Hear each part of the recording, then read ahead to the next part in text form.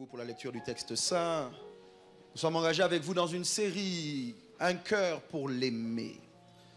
Ce matin, pour nous parler, je veux m'appuyer sur le texte d'Apocalypse chapitre 2. La raison pour laquelle nous vous demandons de vous tenir debout, c'est par respect pour le texte saint. Ce sont des habitudes qu'on veut que l'Église ait, de se tenir debout quand nous lisons la parole de Dieu. Apocalypse 2, nous lirons à partir du verset 1er et ce jusqu'au verset 7. Si tu n'as pas ta Bible, nous avons pensé à toi. Apocalypse 2, 1 à 7. Le texte va certainement s'afficher sur les écrans, c'est le cas. On va lire ensemble au compte de 3. 1, 2, 3. Lisons.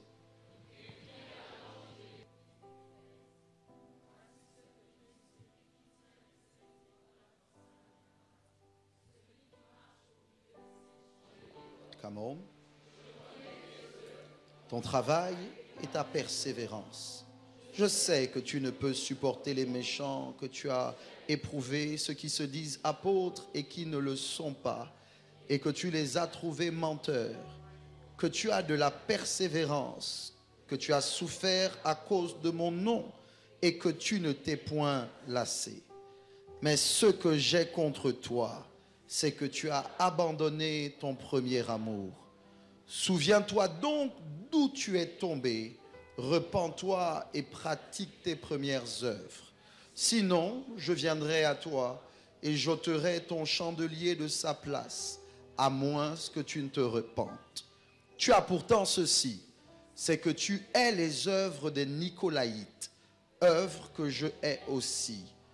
Que celui qui a des oreilles entende ce que l'Esprit dit aux églises. À celui qui vaincra, je donnerai à manger de l'arbre de vie qui est dans le paradis de Dieu. Que Dieu bénisse sa parole. Prenez place, s'il vous plaît. Merci, Père précieux.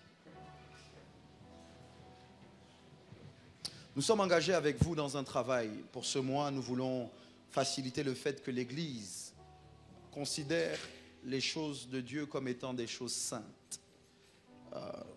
J'ai parlé dimanche dernier, en parlant de ce lieu, j'ai indiqué que ce lieu est véritablement la maison de Dieu. La vision que Jacob a lorsqu'il est endormi et il voit une échelle dont le sommet touche le ciel et qui commence à partir de la terre. Il dit, ici, c'est la maison de Dieu. Ce lieu est redoutable. Il indique que ce qui rend le lieu redoutable, ce n'est pas les arbres, ce ne sont pas les choses. Ce qui rend le lieu redoutable, c'est le fait qu'il y ait là un mouvement angélique. Il y a des anges qui montent et des anges qui descendent. J'ai indiqué que ce qui rend particulier, particulier un temple, c'est son autel. Okay. Et ce qui donne une voix à l'autel, c'est le sacrifice qu'on y met. Est-ce que vous êtes là? Ce lieu-là, c'est l'autel. Ce qui fait que ce lieu ne soit pas un lieu simple, c'est le fait qu'il y ait un autel. Et que sur cet autel, il y a donc un mouvement angélique. Il y a des esprits dans la salle. Dites Amen. Amen. Maintenant, Jacob comprend que ce n'est pas parce qu'il l'a vu dans le songe que ce n'est pas vrai. Parce que c'est par le songe qu'il rentre dans le monde spirituel.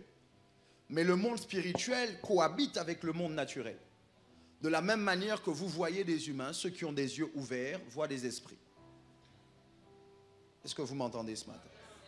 Bref, j'ai indiqué donc que ce lieu-ci est redoutable. Et qu'au final, tu ne peux pas croire que la maison de Dieu soit pareille que la tienne. Que si dans ta maison, tu es capable d'entendre la voix de Dieu, de le prier, de le louer, il y a néanmoins une différence entre ta maison et la maison de Dieu. Même si toi, tu es le temple de Dieu. Parce que ce lieu a été mis à part, consacré pour être l'Église. Pas l'Église, c'est nous, mais c'est ici que les saints se réunissent. Les fils du royaume ont fait le choix de se réunir dans ce lieu. Pourquoi j'insiste dessus? Parce que je comprends que certaines personnes, réalisant que leur corps est le temple du Saint-Esprit et que Dieu est partout, considèrent qu'ils peuvent prier de la même manière dans leur voiture que dans l'église. C'est vrai et c'est pas vrai. C'est vrai parce que Dieu est partout, c'est faux parce que la présence de Dieu n'est pas la même partout. Il y a des endroits comme celui-ci où à cause de l'autel, quelqu'un peut quitter son lieu de travail sans qu'il n'y ait personne dans l'église, aucun chantre, aucun pasteur, mais s'approcher de l'autel, toucher l'autel, parler à Dieu, déposer son sacrifice, partir et Dieu a exaucé. Parce que l'exaucement au final ne dépend pas forcément ou seulement de ce que tu dis. Parfois l'exaucement dépend de là où tu es quand tu le dis.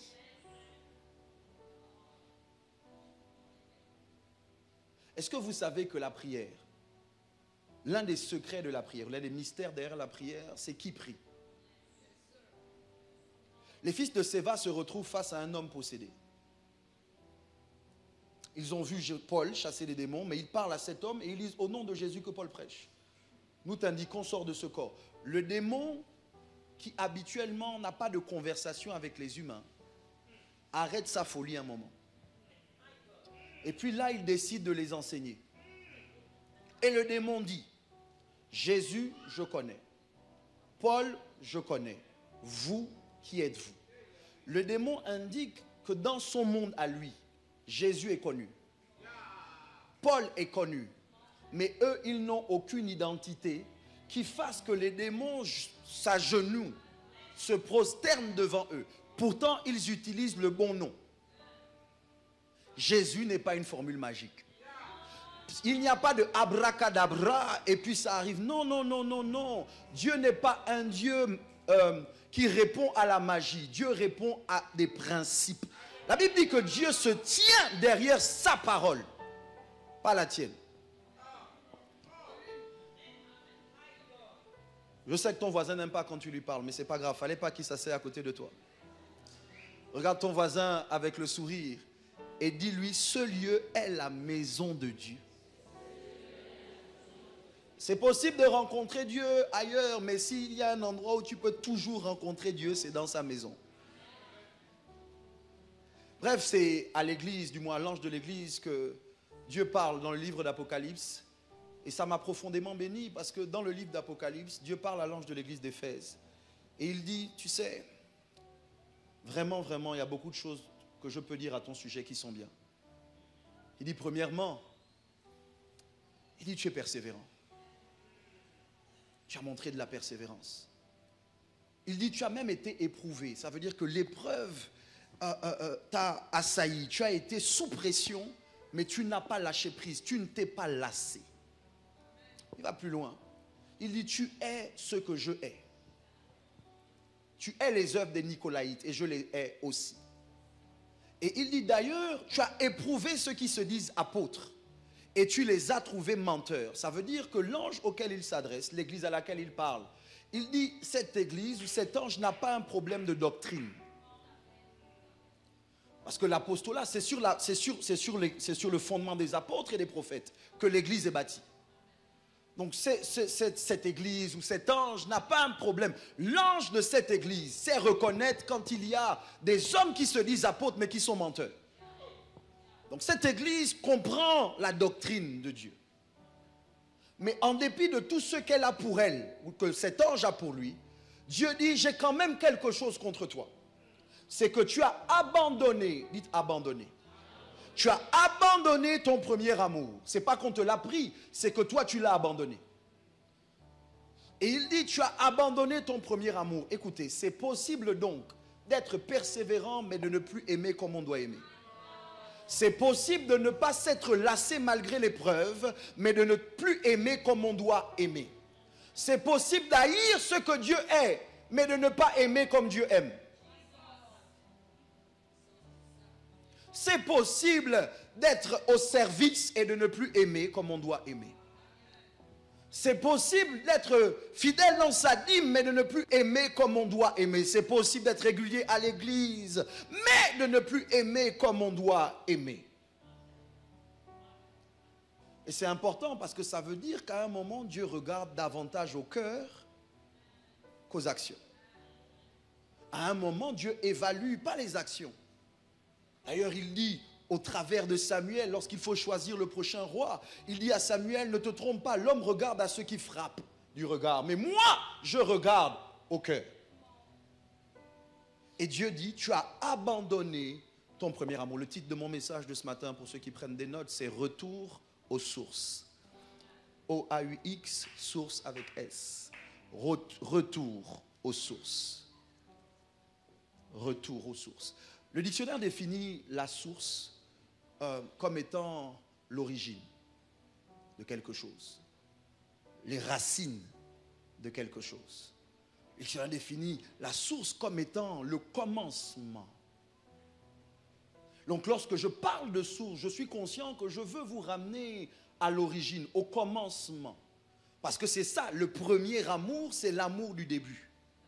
L'amour du commencement, l'amour de l'origine. Et c'est, je vais dire hilarant, c'est ironique que ce soit au livre de la fin que Dieu essaie de ramener l'Église au commencement.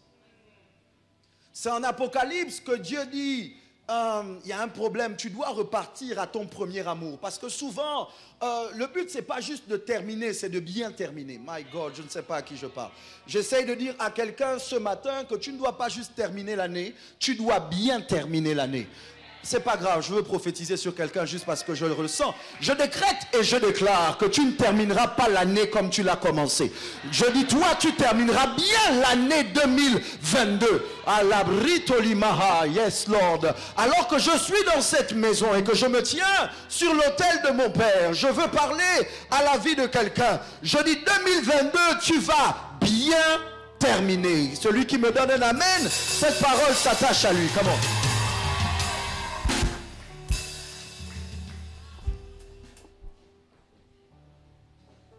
My God, I give you praise. Vos Bibles disent la fin d'une chose vaut mieux que. Non, come on. La Bible, la fin d'une chose vaut mieux que. Ça sous-entend que pour que votre fin vaille ou soit meilleur que le commencement, vous ne devez pas regresser, vous ne devez pas stagner, vous devez évoluer. Mais parfois, parce qu'on se perd le long du chemin, Dieu est obligé de nous ramener au commencement. Écoutez, la Bible dit que lorsque Jésus parle du mariage avec ses contemporains, et les contemporains ont des difficultés, Pierre et les autres entendent Jésus dire c'est à cause de la dureté de vos cœurs que Moïse vous a permis de répudier vos femmes. Mais il n'en était pas ainsi au commencement. Ça veut dire qu'en réalité, lorsque tu veux vraiment savoir quelle est la pensée de Dieu au sujet de quelque chose, tu dois repartir au commencement, tu dois repartir à l'origine. Dieu a une pensée. Quand tu parles de l'homme, non. Tu ne peux pas arriver à un moment à parler de l'homme et dire dans ta propre bouche, oh Seigneur, je ne suis qu'un ver de terre. Seigneur, je suis poussière, je retournerai à la poussière. Non, ça c'est pas la parole du commencement. La parole du commencement au sujet de l'homme, c'est faisons l'homme à notre image et à notre ressemblance afin qu'il domine. Lorsque Dieu veut savoir quelle est la pensée de Dieu pour toi, la pensée de Dieu pour toi se trouve en Genèse. Et la pensée de Dieu pour toi, c'est que tu domines. Regarde ton voisin, dis-lui, tu dois dominer. Quand ton voisin ne veut pas te parler, cherche un autre voisin à qui tu peux parler. Dis-lui, tu dois dominer. Mais je ne sais pas à qui je parle. Je dis, tu dois dominer dans le monde des affaires. Tu dois dominer dans le monde du travail. Tu dois avoir la domination dans la santé. Tu dois dominer. Bien-aimé, je souhaite que tu prospères à tous égards. Et que tu sois en bonne santé, comme prospère l'état de ton âme. Que quelqu'un dise, je dois dominer. Bref, le commencement. Le commencement. D'ailleurs, Genèse est bel et bien le livre du commencement. Genèse 1:1.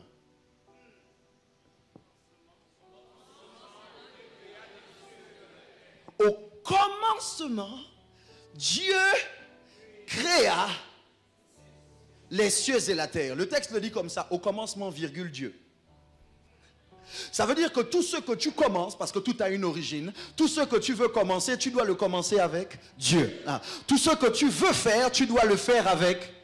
Tout ce que tu veux recommencer, tu dois le recommencer avec. Dis à quelqu'un, c'est Dieu d'abord. Non, c'est Dieu d'abord, c'est Dieu d'abord, c'est Dieu d'abord, c'est Dieu d'abord. Ça veut dire que quel que soit ce que Dieu veut faire avec toi, il ne va pas d'abord te dire est-ce que tu as l'argent, il va te dire est-ce que tu m'as moi. Parce que, parce que ce avec quoi on crée, ce dont on a besoin pour créer, c'est pas de l'argent. Un projet ne commence pas avec des millions, un projet commence avec une vision. Ça veut dire que quand Dieu veut commencer quelque chose avec toi, il doit te parler. Je ne sais pas à qui je parle, mais je dis à quelqu'un, je veux te rappeler comment normalement tu as commencé ce que tu as commencé. Tu n'as pas commencé avec les gens, tu as commencé avec Dieu. Tu n'as pas commencé avec l'argent, tu as commencé avec Dieu. Tu n'as pas commencé avec les relations, tu as commencé avec Dieu. Tu n'as pas commencé le ministère parce qu'il y avait des gens autour de toi. Je ne sais pas à qui je parle, mais je dis à quelqu'un, en fait, tu n'es pas le résultat de la rencontre entre le sperme de ton père et l'ovule de ta mère. Tu es le résultat de la pensée de Dieu. Avant que tu ne sois conçu dans le sein de ta mère, je te connaissais. Je ne sais pas à qui je parle, mais je dis à quelqu'un, c'est Dieu qui t'a créé. Ce n'est pas ton père, ce n'est pas ta mère. S'ils ne savent pas qui tu es, Dieu sait qui tu es. Je ne sais pas à qui je parle, mais je dis à quelqu'un ce matin, c'est Dieu qui est au commencement. C'est Dieu qui est au commencement de ta vie. C'est Dieu qui est au commencement de ton mariage. C'est Dieu qui est au commencement de ton travail. C'est Dieu qui est au commencement de tes affaires. Est-ce que quelqu'un qui a Dieu au commencement peut pousser un cri dans cette maison? Hey! Mashka brade pariado so pariada, rate pariade, maska pariade. Prophète, comme tu es là ce matin, il faut peut-être qu'on leur dise que prophétiquement, le seul qui n'a pas de commencement, c'est Dieu. Pourquoi? Parce que la Bible dit que lui, il n'a pas été créé. Il n'est pas juste la fin, il est aussi le commencement. Je veux dire à quelqu'un ce matin que la seule personne qui peut t'aider à recommencer, c'est celui qui n'a pas de commencement et qui n'a pas de fin. Je veux dire à quelqu'un ce matin, il est celui qui peut te prendre par la main. Si tout le monde t'abandonne, tant que tu as Dieu, tu peux te relever. Si tu n'as plus d'argent, mais que tu as Dieu, tu peux recommencer. Si tu n'as plus de voiture, mais que tu as Dieu, tu peux recommencer. Si tu n'as plus de mari, mais que tu as Dieu, tu peux recommencer. Si tu n'as plus de femme, mais que tu as Dieu. Tape dans la main de 2-3 personnes, dis-leur c'est Dieu d'abord, c'est Dieu d'abord, c'est Dieu.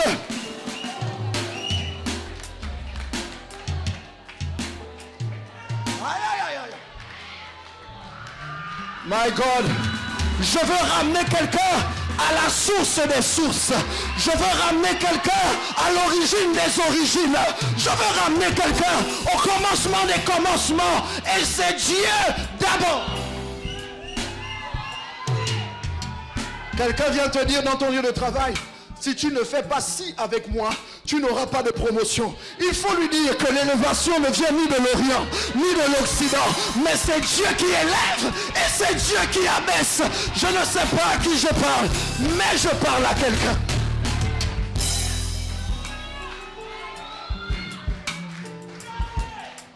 Peut-être je suis sorti du ventre de ma mère. Peut-être je suis sorti des reins de mon père. Et peut-être dans la famille, quelqu'un a bâti un hôtel. Mais avant que quelqu'un ne mette mon nom sur l'autel familial, Dieu l'avait mis sur son autel à lui. L'agneau qui a été immolé avant la fondation du monde. Qu'est-ce que tu dis, évêque? J'ai l'impression que Dieu n'attend pas le problème pour trouver la solution. Il prépare la solution avant le problème. Je suis de dire à quelqu'un ce matin que quand les problèmes se lèvent contre toi, arrête de paniquer. Parce que ce n'est pas parce que toi tu es en difficulté que Dieu est en difficulté. Je dis ton problème peut-être te rencontre aujourd'hui, mais Dieu l'a vu avant même que tu ne le vois. Je ne sais pas à qui je parle, mais je dis à quelqu'un ce matin, c'est Dieu d'abord. Aidez-moi à prêcher dans cette maison, que quelqu'un dise Dieu. Il faut que le diable t'entende, il faut que la maladie t'entende, il faut que ton travail t'entende, que quelqu'un dise Dieu.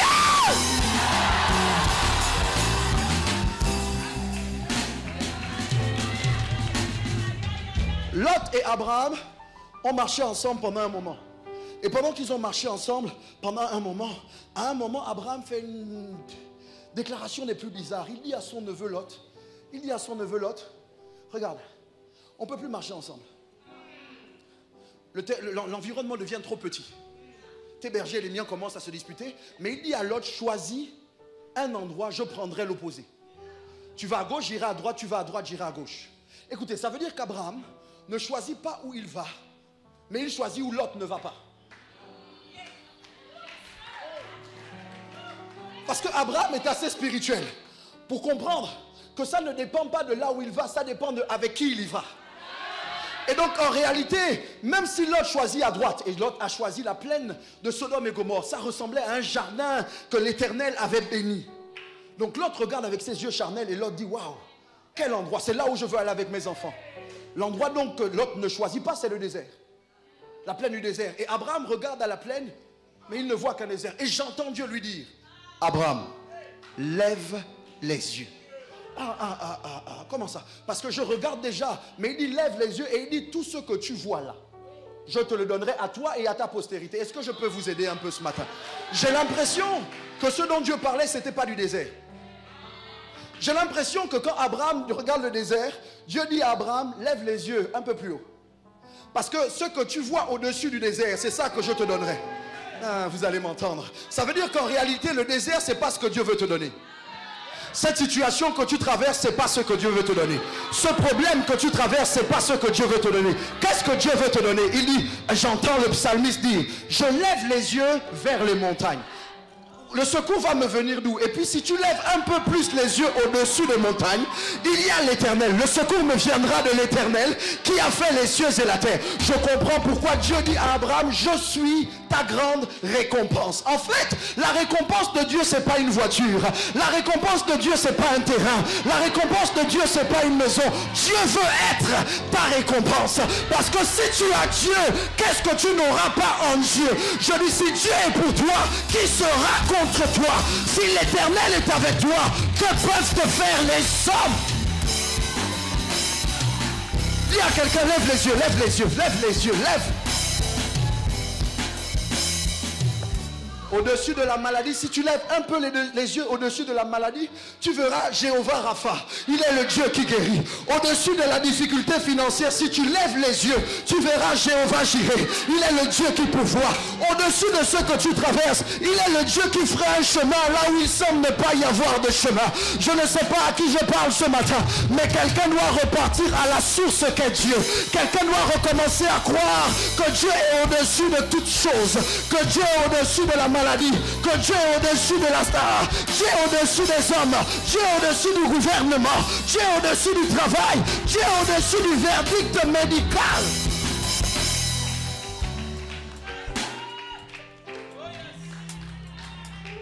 Malé. Est-ce que tu te souviens comment tu étais quand tu aimais Dieu? Je ne parle pas de l'amour intellectuel, je parle de l'amour fou. L'amour qui fait que tu lui fais confiance. Dieu te dit saute, il n'y a pas de barque, tu es dans la barque, il est sur l'eau. Il te dit sors de la barque et viens. Tu ne te dis pas comment est-ce que l'eau va me porter. Parce qu'au final, je ne marche pas sur l'eau, je marche sur le viens. Je ne pose pas le pied sur l'eau, je pose le pied sur la parole qui m'a demandé de sortir de la barque. Je ne pose pas le pied. Je ne pose pas le pied sur le problème, je pose le pied sur la solution qu'est Dieu. Est-ce que tu te souviens comment tu priais? Est-ce que tu te souviens comment tu adorais? Je dis, écoute, tu t'en foutais du maquillage. Laissez-moi parler à la manière des hommes. Non, à un moment, le maquillage sur toi ne t'importait pas. Quand ton cœur était ému par l'amour de Dieu, les larmes coulaient, l'eau sortait de partout. Tu ne te disais pas, qu'est-ce qu'on va penser de moi? Parce qu'à un moment, quand on vient à l'église, c'est vrai qu'on vient dans le même lieu, mais on n'a pas les mêmes problèmes. On ne vient pas avec les mêmes réalités. Laisse-moi lever mes mains. Si je peux faire comme Bartimée, fils de David, aie pitié de moi. Les gens vont me dire, tu fais trop de bruit, mais c'est pas pour toi je crie, c'est pas pour toi j'acclame, c'est pas pour toi je donne, c'est pas pour toi je célèbre. Je veux attirer l'attention du roi des rois, du Seigneur des seigneurs. Est-ce que quelqu'un peut faire du bruit pour ce Dieu?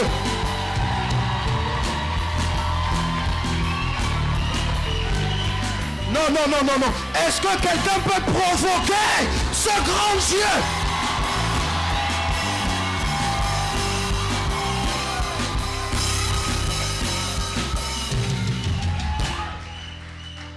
Vous êtes-vous rendu compte? Est-ce que vous vous souvenez comment vous étiez quand vous aviez une foi folle? Tu dormais à même le sol. Mais le Dieu que tu sers est rentré dans ton rêve et t'a montré, toi devant des stades, toi devant des foules, toi dans une villa. Et puis quand tu te réveilles, tu regardes le lieu et tu dis bientôt je pars d'ici. C'est une question de temps avant que ma réalité rattrape ma spiritualité. C'est une question de temps avant que ce que j'ai vu dans les yeux devienne ce que j'ai vu dans l'esprit. Et problème de plusieurs. Asseyez-vous, on parle juste. Pourquoi vous êtes debout? Asseyez-vous, on parle juste.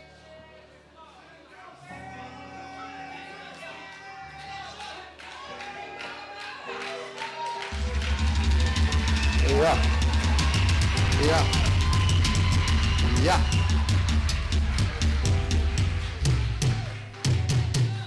Je crois au Dieu du miraculeux. CRN, écoutez-moi. CRN n'existe pas par hasard. Moi, je suis là au début, en 96. J'étais là, on a cassé les murs de l'église qui est aujourd'hui l'église CRN. CRN Église centrale de Banco. Non, CRN Église de Banco. On a cassé les murs. Mais moi je veux dire aux gens que la vérité, c'est que ça n'a pas commencé avec nous. Ça a commencé avec Dieu. Et c'est important, pourquoi? Parce que si tu arrives à repartir à l'origine et te rappeler que cette chose-là a commencé avec Dieu, ça veut dire qu'aucun homme ne peut la stopper. Aucun homme ne peut l'arrêter. Écoutez, si Dieu commence quelque chose, il la parachève. Vous ne m'entendez pas. Dieu n'est pas juste le Dieu du commencement, il est le Dieu de la fin. Il est le Dieu du milieu. Dieu ne délivre pas juste les gens de l'Égypte, il les conduit à Canaan. Il est hors de question. Hors de question. My God, je sens l'esprit sur moi. Il est hors de question que tu passes sans me toucher. Il est hors de question que ça. Car je n'ai jamais.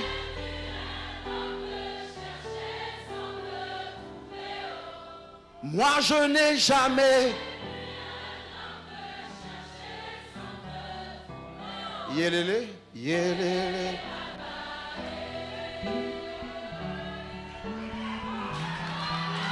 Yélélé baba. Aïe aïe aïe aïe aïe. Il est hors de question que tu passes sans me toucher. Il est hors de question que ça finisse comme ça. Car je n'ai jamais vu un homme te chercher sans te trouver.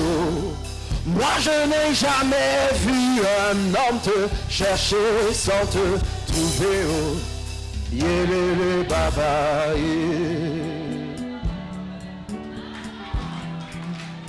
yélélé baba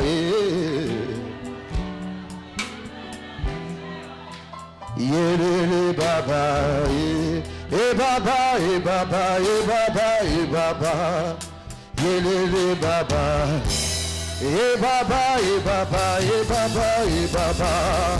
Je suis là pour toi. Je suis là pour toi.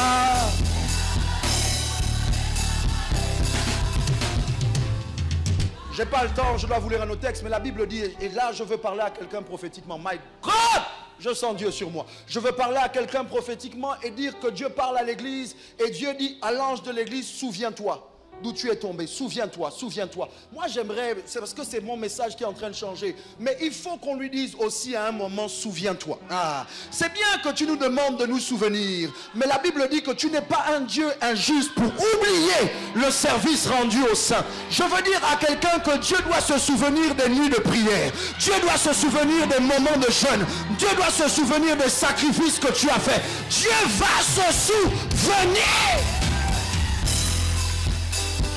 Ce Le Dieu qui me demande de me souvenir n'est pas un homme pour mentir, ni le fils d'un homme pour se repentir. Ce Dieu doit se souvenir. La Bible dit, mon Père, la Bible dit que Mardoché a fait du bien au roi. Mardoché a fait du bien au roi et rien n'a été fait pour Mardoché. Mais la nuit, pendant que le roi dort, Dieu rentre dans le sommeil du roi. Et le roi est obligé d'aller chercher de la lecture. Et il va chercher ce qui a été écrit dans le palais royal. Et il trouve, comme par hasard, la partie où on écrit le bien que Mardoché a fait. Et là, pendant que Aman a déjà prévu de pendre Mardoché, la nuit avant qu'Aman ne vienne devant le roi pour demander la tête de Mardoché, Dieu réveille le roi. Et Dieu dit au roi, est-ce qu'un bien a été fait pour Mardoché? Qu'est-ce que tu dis, Évêque? Je proclame prophétiquement, alors que je me tiens sur l'autel de mon Père, je dis qu'avant la fin de cette année, Dieu va se souvenir de tes jeûnes, de tes prières, de ton aumône, de tes sacrifices. Je dis, Dieu va se souvenir. Dieu va réveiller la mémoire des gens à qui tu as fait du bien. Dieu va réveiller la mémoire des gens que tu as aidés. Dieu va réveiller la mémoire.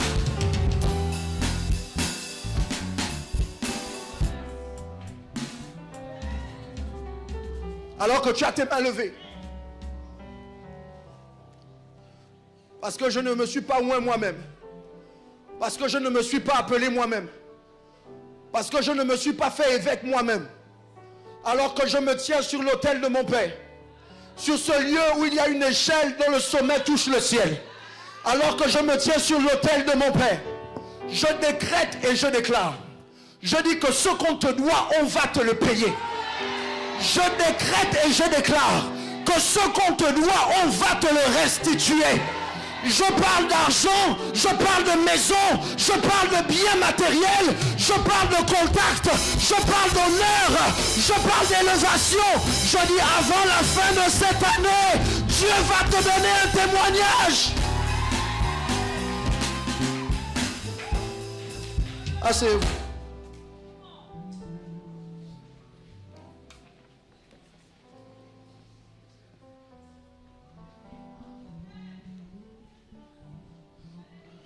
Tu as déjà établi en Europe le ministère? Tu as déjà établi en Europe le ministère? La sabra du ha.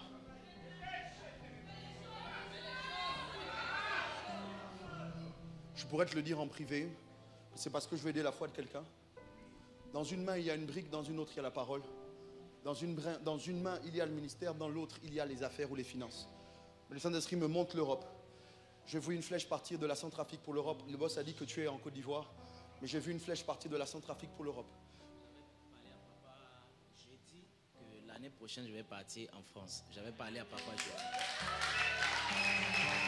Pendant que je suis en train de parler, Dieu me demande de te dire ceci. Dans les temps qui viennent, me dit Dieu, Dieu va changer radicalement ton statut financier. Radicalement. Je dis, je te vois à côté d'hommes d'affaires. Tu vas devenir un prophète des rois. Tu vas devenir un prophète de la cour.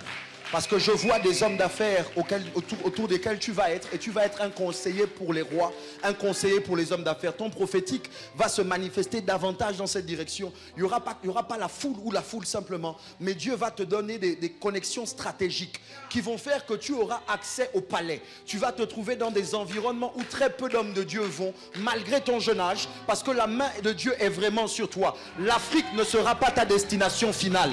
Il y a quelque chose que Dieu veut faire avec toi en Europe. Et ça a déjà commencé. Est-ce qu'on peut étendre nos mains vers l'homme de Dieu et simplement libérer des paroles? C'est le moment, c'est le moment. L'abra des paras.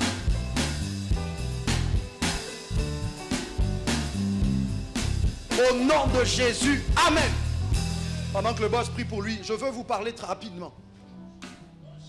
Parce que j'ai bien compris que Dieu est la source, que Dieu est l'origine. Alors que je vous demande de repartir aux sources, je vous demande de repartir à Dieu, qui est la source de toutes choses. Mais je vous ferai une injustice si je ne vous expliquais pas que Dieu et vous, ce n'est pas suffisant. Dieu et toi, c'est la majorité, mais Dieu et toi, ce n'est pas suffisant. Maintenant, écoutez-moi bien. Le même cœur que Dieu te donne pour l'aimer lui, c'est le même cœur avec lequel il veut que tu aimes les hommes. Ça veut dire que ce n'est pas possible de dire que tu aimes Dieu et que tu n'aimes pas les hommes. Homme avec grand H. Ce n'est pas possible donc. Dieu ne t'a pas donné deux cœurs. Un cœur pour l'aimer et un cœur pour aimer les gens. C'est le même cœur. Écoutez-moi, ça va vous déranger. Mais ça veut dire que Dieu est d'accord de partager ton cœur avec les autres.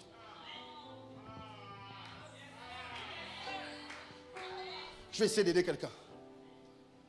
Dieu est d'accord de vivre dans le même espace dans lequel il y a d'autres personnes. Ça veut dire que vous vous trompez quand vous pensez que la jalousie de Dieu, Dieu est un Dieu jaloux, veut dire qu'il veut être le seul. Il veut être le premier.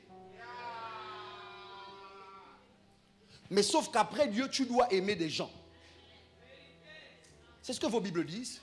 On lui demande, mais quel est le plus grand commandement? Il dit le premier, tu aimeras l'Éternel ton Dieu de tout ton cœur, de toute ton âme, de toute ta pensée. Mais voici le second qui lui est semblable. Tu aimeras ton prochain comment? Comme. Écoutez, ça veut dire que dans le même cœur, il doit y avoir l'amour pour Dieu, l'amour pour toi-même et l'amour pour les autres. Dans le même cœur, tu dois le partager en trois. Est-ce que c'est pas ça finalement? Même si j'ai compris que Dieu n'est pas trois, Dieu est illimité, mais je comprends bien que la Trinité représente finalement ce que nous sommes. Nous sommes esprit, âme, corps, et à l'intérieur de notre cœur, il doit y avoir de la place pour Dieu, de la place pour toi et de la place pour les autres. Est-ce que c'est pas ça finalement quand il a dit faisons l'homme à notre image et à notre semblance? Est-ce que finalement on ne lui ressemble pas parce qu'on ne vit pas seul à l'intérieur de nous? Est-ce que c'est pas ça finalement qu'on est en relation avec les autres? Parce que Dieu est un Dieu relationnel. Faisons l'homme, faisons. C'est pas je fais, c'est faisons. Ça veut dire que Dieu se parle à lui-même. Et même s'il est un, il est trois. Et même s'il est trois, il est illimité. Ça veut dire que finalement, tu ne peux pas dire que tu aimes Dieu et que tu hais les autres. Et là, je veux vous emmener, parce que là, je parle des gens de manière générale, mais je dois vous parler de quelqu'un en particulier, parce que c'est la pensée de mon culte. Quand Dieu m'a dit retour aux sources au pluriel, il m'a dit que c'est clair que les gens vont penser qu'ils doivent juste revenir à moi. Mais je veux que tu les ramènes à quelqu'un d'autre. Pas juste moi. Oui, moi en premier. Mais après moi, ils doivent comprendre que j'ai mis quelqu'un devant eux. 2 Chroniques 20-20, rapidement. 2 Chroniques 20-20. Après, je vous lis le texte que je n'ai pas lu au premier. Je prie que je puisse vous le lire. Ça vous intéresse que je lise le texte? La maladie lâchera prise. Je viens de voir la maladie quitter. Je dis, tu vas avoir un ministère de puissance et de miracles. Dieu va t'utiliser pour guérir les femmes stériles. Pendant que je suis en train de parler, je vois d'autres femmes dans la salle. Vous avez des attaques de myome, de fibrome. Voilà ce que je veux vous dire. Le diable qui vous a attaqué, vous devez l'écraser. Comment? La Bible dit qu'il te mordra. Le serpent, tu lui écraseras la tête, mais il te mordra le talon. Ça veut dire que le talon qui a le droit d'écraser la tête du serpent, c'est celui qui a les cicatrices de la morsure. Ah, vous ne m'entendez pas. Ça veut dire qu'au final, quand le diable t'attaque, il vient de t'indiquer dans quel domaine Dieu veut que tu l'écrases. Si le diable t'attaque dans tes finances, c'est que tu dois l'écraser avec l'argent. Tu dois sortir des gens de la pauvreté. Si le diable t'attaque dans ta santé, c'est que toi, tu dois prier pour les malades et les malades doivent être guéris. Si le diable t'attaque dans ton couple, c'est que toi, tu dois aider les gens qui ont des problèmes dans leur foyer. Je ne sais pas à qui je parle, mais je parle à quelqu'un. 2 Chroniques 20-20, le lendemain, ils se mirent en marche de grand matin pour le désert de Tekoa. À leur départ, Josaphat se présenta et dit, écoutez-moi, Juda et habitants de Jérusalem, confiez-vous en l'Éternel, votre Dieu, et vous serez... C'est écrit, confiez-vous en l'Éternel, votre Dieu, et vous serez... Ça veut dire que la foi en Dieu, l'amour pour Dieu, plante. Le mot affermir, c'est que tu n'es pas quelqu'un... Tu es quelqu'un de stable. Tu es quelqu'un de planté. Tu es quelqu'un que le vent ne bouge pas. Tu es quelqu'un que la tempête ne déracine pas. Et c'est ça que vos Bibles disent. La Bible dit que celui qui ne marche pas selon le conseil des méchants, qui ne s'arrête pas sur la voie des pécheurs, qui ne s'assied pas en compagnie des moqueurs, mais qui trouve son plaisir dans la loi de l'Éternel et qui la médite jour et nuit, il est comme un arbre planté près d'un... Écoutez-moi bien, ça veut dire quoi? Ça veut dire que si vous n'êtes pas planté dans une église locale, vous ne pouvez pas avoir de racines. C'est dans la Bible. Tu dois être... Comment? Tu dois être... Même si les gens parlent beaucoup de mon église, je suis... Même si les gens parlent beaucoup de mon père, je suis. Même si les gens disent, oui, chez vous, les femmes sont superficielles, je suis.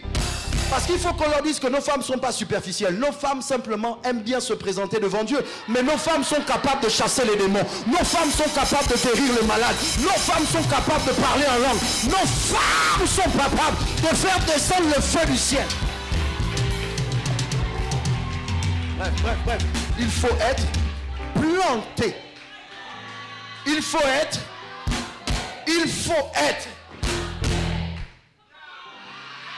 Écoutez, l'un des problèmes avec les fils de Séva, c'est qu'ils étaient des exorcistes ambulants, vagabonds. Des exorcistes qui allaient de lieu en lieu. Parce que le problème, c'est que quand tu es planté, tu sais où tu manges. Tu ne manges pas à toutes les tables. Quand tu es planté, tu sais où tu as rendez-vous. Tu es planté. Et je crois que c'est le moment pour quelques personnes dans cette salle de se planter. À nouveau, tu dois être quelqu'un qui a des racines. Et tes racines sont tellement profondes que personne ne peut te déraciner. Bref, confiez-vous en l'Éternel et vous serez. Confiez-vous en ses prophètes et vous. Bon, le problème avec ce texte, c'est que c'est écrit en français. Mais en hébreu, c'est exactement la même chose. Le même mot utilisé pour parler de la confiance en Dieu, c'est le même mot hébreu pour parler de la confiance en l'homme. Et je sais que ça va choquer, mais comme c'est moi qui ai le micro, je vais quand même vous le dire.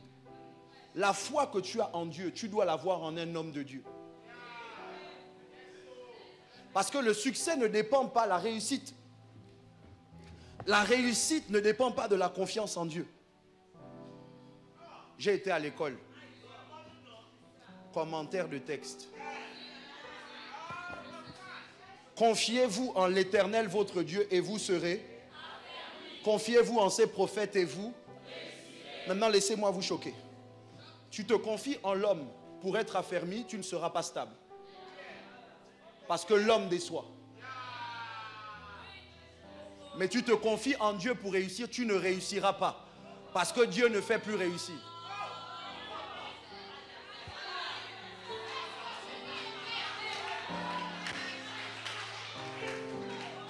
Les cieux sont les cieux de l'Éternel et il a donné la terre au Fils de l'homme. Écoutez-moi bien, c'est pas, j'ai plus le temps, hein, c'est dommage. Est-ce que je vous lis le texte? Le problème, c'est qu'il y a des gens, mais c'est illégal pour un esprit de marcher sur la terre sans corps, d'opérer, de fonctionner. Chaque esprit a besoin d'un corps pour être légal sur la terre. C'est pour ça que le diable et Dieu se mettent d'accord pour utiliser des esprits qui ont des corps, vous. Si un esprit qui est sans corps essaye de faire des choses, il est dans l'illégalité, il est en difficulté. Je vais vous lire le texte parce que c'est ça qui m'intéresse. Et je termine. Job.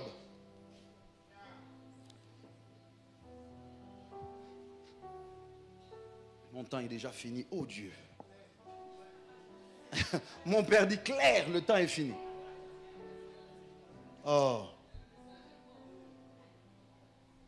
Je ne vous lirai pas tout le texte de Job. Je n'ai pas le temps, mais c'est Job 33. Normalement, c'est à partir du verset 14 jusqu'au verset 29, mais voici ce que je veux vous lire. Le verset commence en disant « Dieu parle ». Ce n'est pas ça ma difficulté.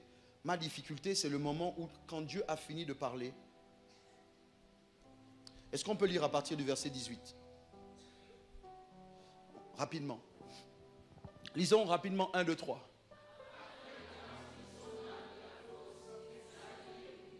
Rapidement. Oh Dieu.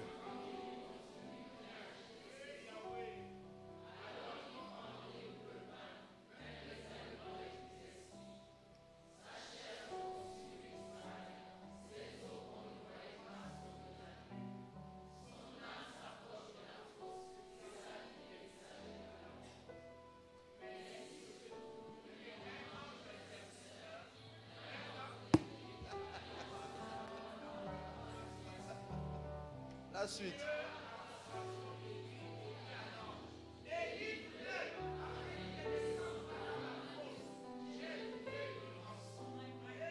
Écoutez, allez-y, lisez la suite, on termine.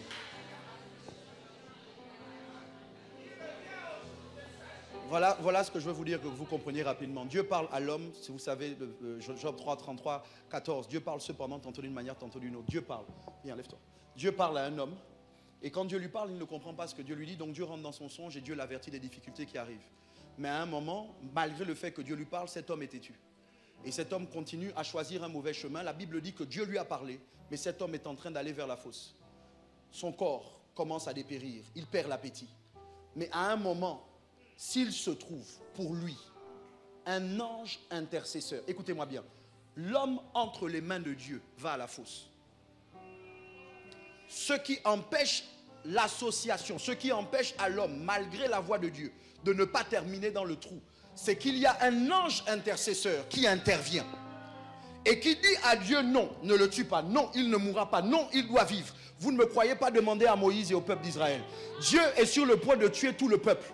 Un ange intercesseur du nom de Moïse se met entre Dieu et le peuple et dit à Dieu, Seigneur, non, tu ne peux pas les tuer. Qu'est-ce qu'on va dire de toi? Et d'ailleurs, si tu les tues, enlève mon nom de ton livre. Dieu dit, je blaguais. Donc à ce moment, écoutez-moi, à ce moment, vous êtes en difficulté si vous pensez que Dieu et vous, c'est suffisant. Parce que quand Dieu veut te frapper, parce que tu as péché, parce que tu es dans l'erreur, il faut que quelqu'un puisse se tenir devant Dieu et dire à Dieu, à cause de mon alliance avec toi, à cause des promesses que tu m'as faites, ne tiens pas compte de ces erreurs. La compassion, vous allez relire le texte, j'ai plus le temps, mais la compassion vient dans le cœur de Dieu après que l'ange intercesseur soit intervenu. Et c'est à ce moment-là, mon Père, que Dieu se souvient que lui, il n'aime pas tuer les gens. Dieu se souvient à ce moment que cette personne-là ne doit pas mourir. Dieu commence à dire, ok, comme toi tu intercèdes pour lui, délivre-le de la fosse. Malheur à l'homme seul, car s'il tombe, qui le relève? Assieds-toi. Non, reste là. J'ai fini, j'ai débordé, mais j'ai fini, je fais un appel. Il ne faut pas qu'on vous mente. On essaye de vous faire croire que Dieu a démocratisé sa présence. Et c'est vrai, le voile a été déchiré. Sauf que quand Dieu veut vous bénir, quand Dieu veut établir une alliance avec vous, il ne commence pas avec vous. Il vous greffe à une alliance qu'il a déjà faite avec quelqu'un. Et il faut que vous sachiez que sur la terre des hommes, ce n'est pas Dieu qui pardonne les péchés. Jésus se retrouve devant un paralytique. Le paralytique est par terre. Ses amis l'ont fait rentrer par la toiture. Il regarde le paralytique et il dit, tes péchés te sont pardonnés. Les gens murmurent, mais il se prend pour qui, ce jeune garçon de 30 ans? Et puis là, Jésus dit, or, afin que vous sachiez que sur la terre, le Fils de l'homme a le pouvoir de pardonner les péchés. Je te le dis, lève-toi, prends ton lit et marche. Certains d'entre vous, vous mourrez dans vos péchés parce que vous ne voulez pas qu'on vous les pardonne. C'est aux hommes à qui Dieu a dit par Pierre, ceux à qui vous pardonnerez les péchés, pas aux hommes, aux sacrificateurs, aux hommes de Dieu, à qui Dieu a dit, si vous pardonnez les péchés, ils seront pardonnés. Si vous retenez les péchés, ils seront retenus. Mon problème avec vous, et je ne parle pas de vous, je parle de ceux qui ne sont pas venus. Prends place. C'est que vous vous dites que vous pouvez aller simplement devant Dieu et dire, Seigneur, j'ai péché, je te demande pardon. Mais il y a certains péchés qui envahissent vos consciences. Et malgré le fait que Dieu vous ait pardonné, vous ne vous sentez pas pardonné. Vous marchez avec une profonde culpabilité à cause de ce que vous avez fait. C'est à ce moment normalement que tu dois être assez spirituel pour te rapprocher de l'homme de Dieu. Pour te rapprocher de ton Père et dire, mon Père, ça ne va pas. Ce que j'ai fait là, j'ai trop honte. Je ne peux pas en parler à n'importe qui, mais à toi je sais que je peux. Papa, j'ai péché contre le ciel et contre toi. Voici ce que je fais. Et si tu as un père et que tu n'es pas orphelin, si tu es planté dans une maison, si tu n'es pas un vagabond, si tu n'es pas un bâtard spirituel, quelqu'un a le pouvoir de dire, tu es pardonné. Et le diable, l'enfer, le ciel, la terre savent que tu es. Levons-nous.